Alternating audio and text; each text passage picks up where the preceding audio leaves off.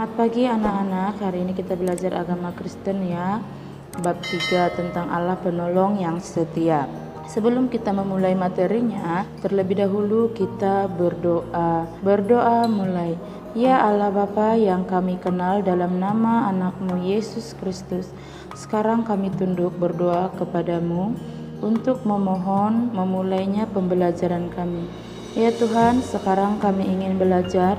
Tolong sertailah dan bimbinglah kami dari awal, pertengahan hingga akhir pembelajaran nanti, agar kami bisa belajar dan mencerna materi yang saya berikan kepada anak-anak.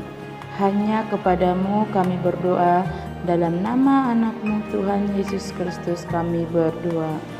Amin. Untuk materi kita hari ini yaitu Allah penolong yang setia, di mana ada cerita dalam Alkitab tentang seorang yang penyakit kusta. Apa itu penyakit kusta? Penyakit kusta atau lepra adalah penyakit kulit yang sangat ditakuti oleh semua orang sejak zaman Perjanjian Lama sampai Perjanjian Baru. Istilah kusta berasal dari bahasa Sanskerta yaitu kusta, yang berarti kumpulan gejala kulit secara umum. Orang yang terkena penyakit kusta dianggap kena kutukan, karena pada zaman dahulu orang yang terkena penyakit kusta tidak dapat disembuhkan. Kusta atau yang juga dikenal dengan nama lepra itu, penyakit morbus Hansen adalah penyakit yang menyerang kulit, sistem saraf perifer, selaput lendir pada saluran pernapasan atas dan mata. Jika berjalan di antara orang yang banyak, penderita kusta harus berteriak najis, najis, yang artinya kotor. Orang yang terkena penyakit kusta dikucilkan dari kehidupan masyarakat, tidak boleh memberi persembahan dan beribadah di bait Allah. Orang yang terkena kusta hanya boleh tinggal di gua-gua dengan keadaan yang memprihatinkan dan hidup sendiri. Kenapa orang banyak itu tidak menerima orang yang penyakit kusta? Karena penyakit ini menular, membahayakan. Adapun ciri-ciri penyakit yang terkena kusta, yang pertama, mati rasa, tidak bisa merasakan perubahan suhu, hingga kehilangan sensasi sentuhan dan rasa sakit pada kulit. Yang kedua, nyeri persendian, penurunan berat badan, pembesaran saraf tepi biasanya di sekitar siku dan lutut, perubahan bentuk pada wajah, lepuh atau ruam, muncul bisul tapi tidak sakit, rambut rontok, hidung tersumbat atau terjadi mimisan, muncul luka tidak terasa sakit, kerusakan mata, mata menjadi kering dan jarang mengedip, biasanya dirasakan sebelum muncul tukak kerukuran besar, lemah otot atau kelumpuhan, hilangnya jari jemari. Jadi pada zaman dahulu kalau orang sudah ada ciri-ciri ataupun tanda-tanda penyakit ini, berarti itu sudah terkena penyakit kusta. Seperti ada di cerita dalam Alkitab, seperti Raja Panglima Raja Aram yang bernama Naaman juga menderita sakit kusta. Ia seorang panglima yang terpandang karena keberhasilannya dalam memimpin tentaranya sehingga selalu mengalami kemenangan. Pada zaman Raja Daud, Aram ikut memberikan upeti atau persembahan. Aram berkembang menjadi bangsa yang berkuasa pada zaman Nabi Elisa. Bahkan ketika Naaman menjadi panglimanya, Israel menjadi daerah jajahannya. Kota Aram terletak di utara Kanaan. Tertulis dalam Alkitab 1 Tawarik pasal yang kedua ayat yang 23, nanti itu boleh dibaca sendiri ya. Aram merupakan nama keturunan Set, cucu Nahor, dan keturunan Asher. terdapat dalam kitab Kejadian pasal yang 10 ayat yang 22, dan di kitab Kejadian 22 ayat yang 21, dan terdapat juga di kitab 1 Tawarik pasal yang ke-7 ayat yang ke-34.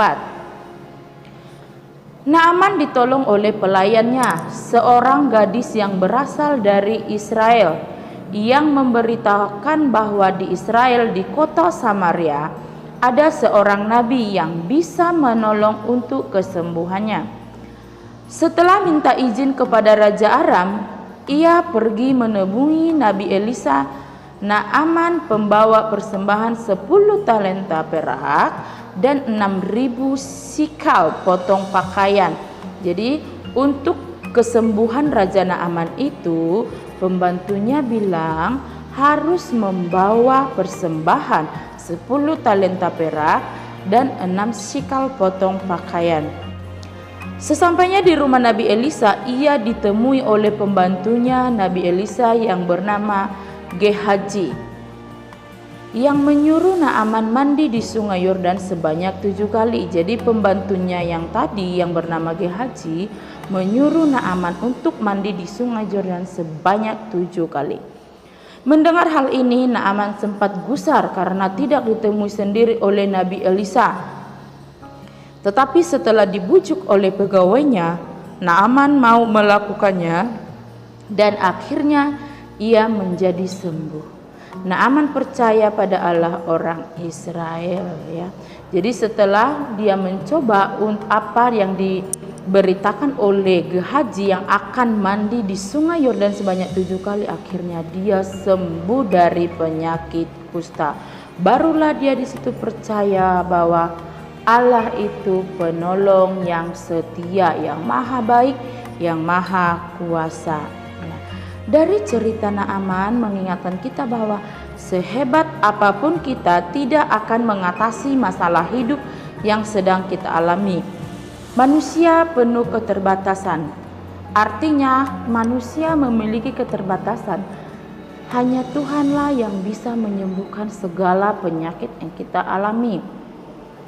Hanya Allah sebagai penolong yang setia selalu bisa memberi jalan keluar dan pertolongan jika masalah menimpa kita. Jadi kalaupun ada masalah kita harus berdoa kepada Tuhan supaya kita diberikan kesembuhan, diberikan keselamatan, karena hanya Tuhanlah yang bisa menolong dan membantu manusia.